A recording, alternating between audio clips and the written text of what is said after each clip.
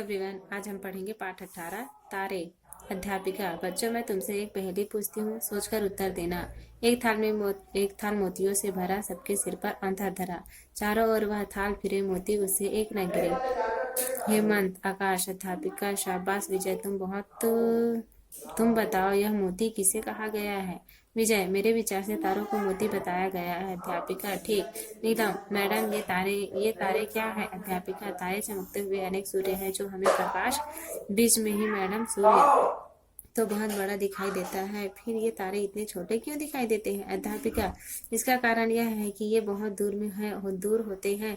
सूर्य के पृथ्वी से लगभग 9 करोड़ 30 लाख मील दूर है। तारे इससे भी कई गुना अधिक दूर है। राकेश, फिर तो इनका प्रकाश पृथ्वी पर आते आते बहुत समय लग जाता होगा।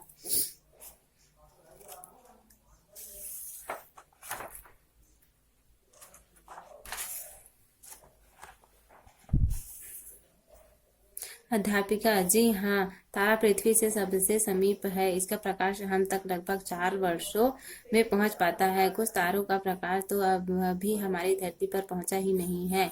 नीलम, मैडम इन तारों का क्या लाभ है। अध्यापिका, इन तारों से दिशाओं का और समय का ज्ञान होता है। हेमंत, मैडम हमने ध्रुव तारे का नाम सुना रखा है, आप हमें इसके बारे में बताइए। अध्यापिका, प्राचीन कथा के अनुसार राजा उत्तरपाद के ध्रुव पर प्रसन्न होकर भगवान ने इसे ध्रुव तारा बना दिया। इसके एक ओर सप्तऋषि मंडल के 7 तारे हैं। हवाई जहाज के चालक ध्रुव तारा देखकर दिशा का ज्ञान प्राप्त करते हैं।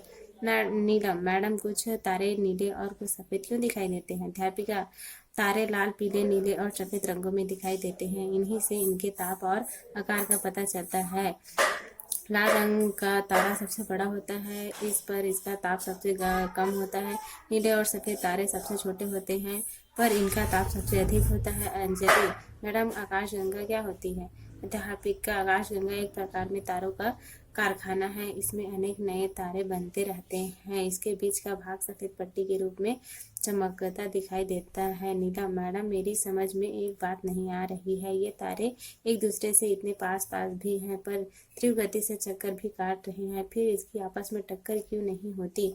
अध्यापिका, ये एक दूसरे के काफी दूरी पर चक्कर काटते हैं। आकाश में उड़ते पक्षी भी हमें एक दूसरे के पास दिखाई देते हैं, किंतु वे दूर होते हैं। यही बात तारों का भी लागू होती है।